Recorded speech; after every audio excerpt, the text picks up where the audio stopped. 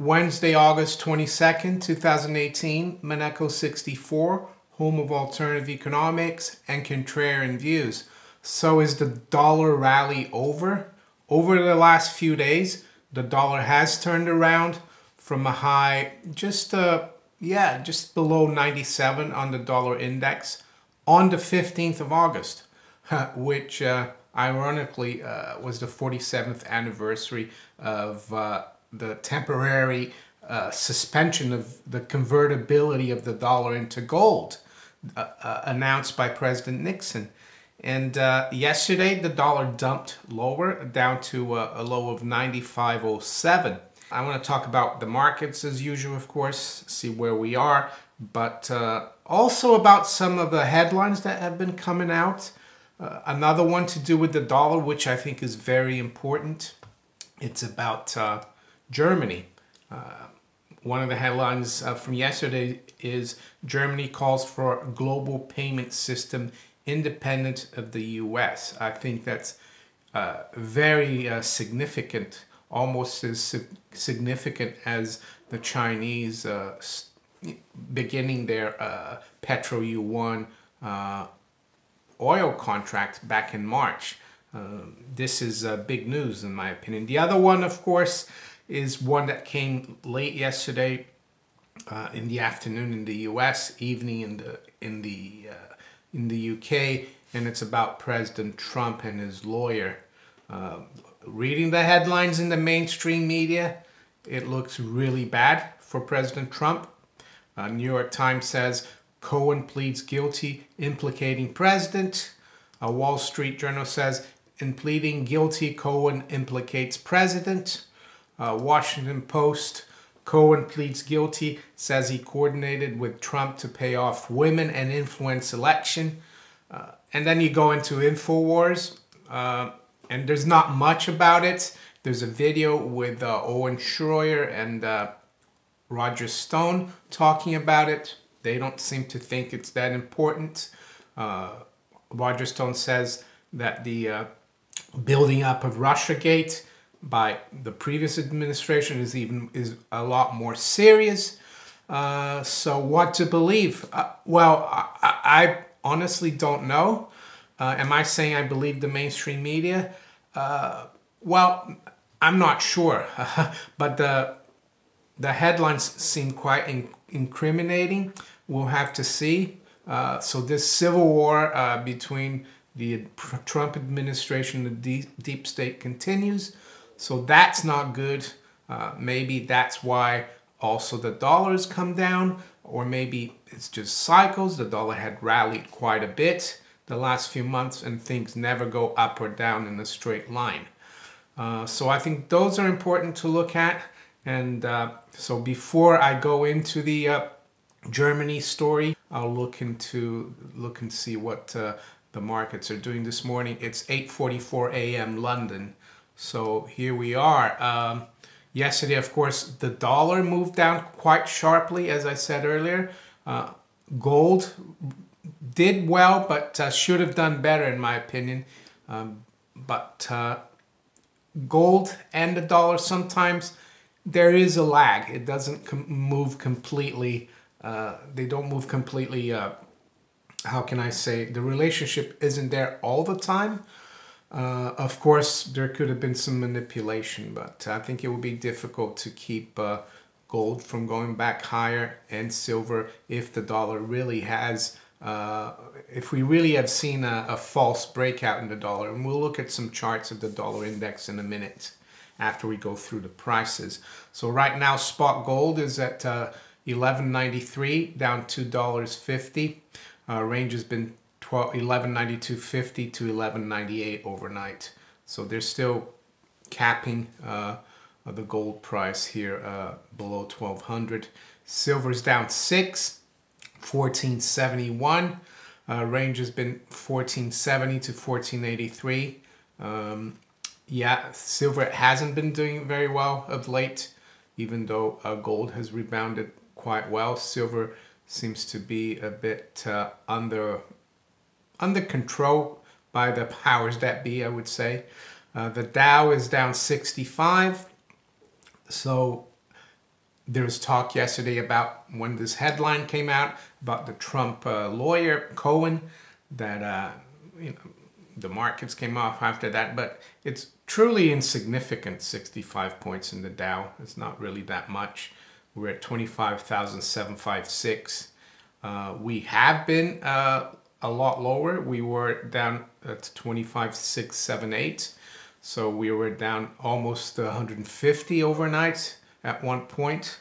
I guess President Trump is still in charge of the Treasury, which has control over, or the Treasury Secretary has control over the Exchange Stabilization Fund, and you can bet they're gonna use that to keep the markets under control in these rocky political,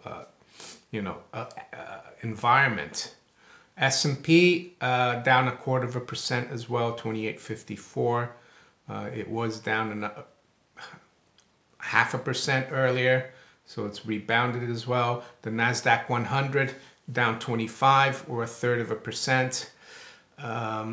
Yeah, and talking about the Exchange Stabilization Fund, I think it's something that should be gotten rid of. If America is truly a nation of freedom, free markets, sound money, it's not something that the president should have the power to influence the markets, and I think it's wrong. It's no surprise that it was President FDR who created that Exchange Stabilization Fund, and I would say even though he's seen as a great president, I would say he did great damage to the republic by confiscating people's gold, by instituting the welfare state through the New Deal. So there's a lot of things that need to be reformed, and this is why the markets are the way they are. It started there, in my opinion, in the early 30s in the US, and even President Trump, who's supposed to clean up the swamp, he's using these tools, which is, in my opinion, wrong. But yeah, if you're gonna fight these guys, might as well use their tools, right? So that's what's going on in the stock markets. Currencies, dollar stabilized a little bit here. Hasn't kept dropping, so the pound's down a little bit then this morning, down about 0.15% at 128.84. Euro is down slightly, 0.06% at 115.63. And the dollar is unchanged virtually against the yen, 110.40. The dollar is up 0.25% against the yuan as well. The Chinese currency at 684. Oil is firmer, is 66.23. WTI up 0.2%. Emerging markets. So the Turkish lira is stabilized at the moment. It's around 605. Hasn't gone anywhere the last few days. But the Brazilian real, that broke up. The dollar broke above 4 yesterday, and that's significant. That's another thing. As if we didn't have enough stuff to keep an eye on domestically in the US, or between the US and Europe, we've got Brazil. So it closed at 406, the dollar versus the real. So not looking great there. Market right now is closed, so it's not quoted. Just wanted to show you a chart of the dollar index before I move on to SWIFT story in Germany. SWIFT, of course, is the payment system that's run by it's supposed to be neutral, but it's basically run by the US. Dollar index. So I wanted to show you this chart.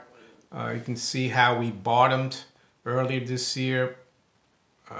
Yeah, we made some a low in February, and ever since then we've been going up in the dollar index, and from the beginning of August the dollar index accelerated higher. All the troubles in emerging markets, European currencies weakening, trade wars, and the dollar rallied. On the 15th of August, as I said earlier, the dollar index rallied to 96.98, That was the 47th anniversary. Is this a signal for us? I don't know, but it's interesting, or just a coincidence. And since then, the dollar's been going one way, and I think that was the day as well that gold touched 1160. So gold has gone from 1160. We're now almost back up to $1,200 indexes. Basically, what we had earlier this month was a breakout of this key resistance area, which is around 95.50, 95.65, and it looked like the dollar was going to go, you know, up quite significantly. It did temporarily, but now it's turned around and it's below the resistance now. We're at 95.28, still trying to test that level, but this could be a false breakout, which would be very negative for the dollar. So it's getting interesting. What could this be in response to? Why did it happen? A lot of times markets just move with no reason. Some people are saying that last few days President Trump has been there's been stories about how he's pressuring the Fed not to raise rates anymore.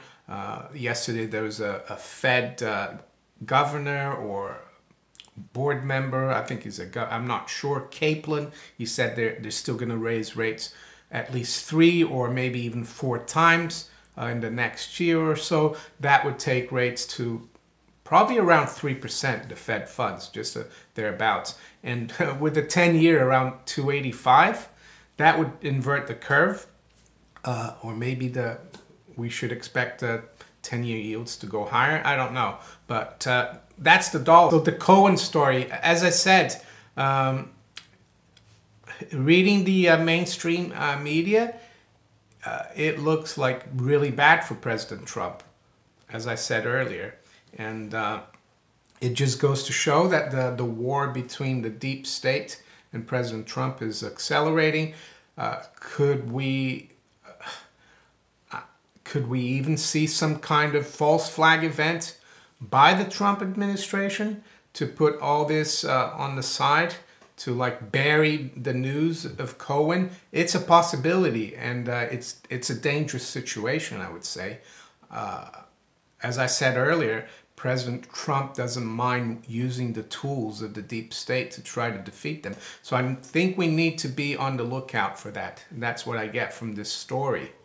I don't know what the truth is anymore, but especially when you see all the headlines from the, how can I say, from the mainstream media.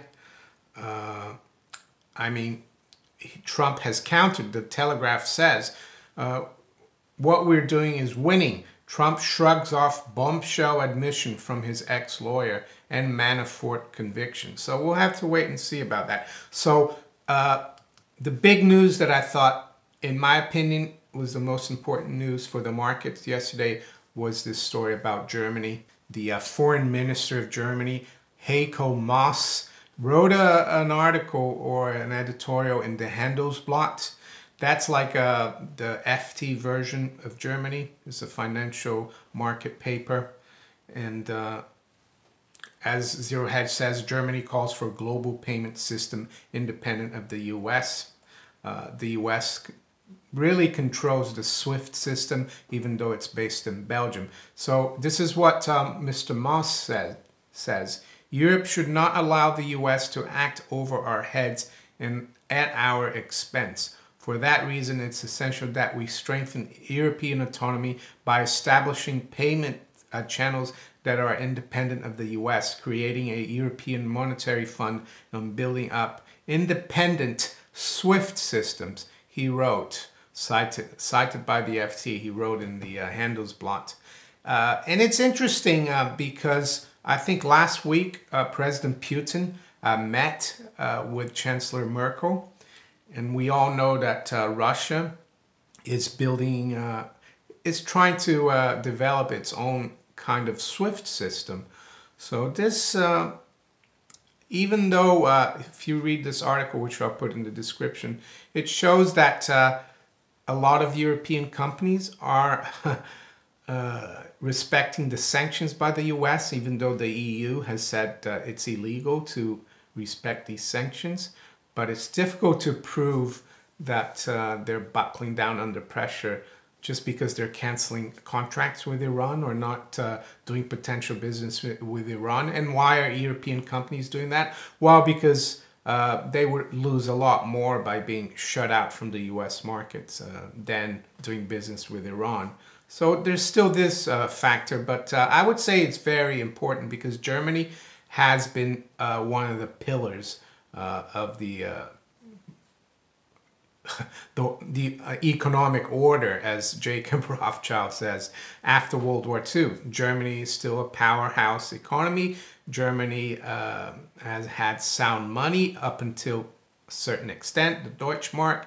Germany has been very important to the dollar system, even though in the 70s, when they were accumulating a lot of dollar reserves, instead of getting rid of those reserves directly in the market, they actually did something very clever. They took that and they recycled it into the less developed countries by building factories there of German companies. But no, Germany is very important and we need to keep an eye on these kinds of development.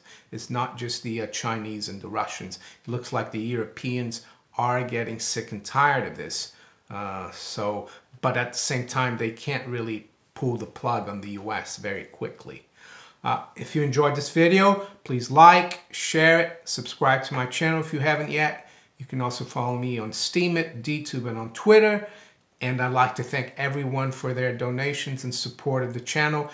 If you like to donate and support the channel, there's some links below in the description. I'll talk to you later. Take care. Bye.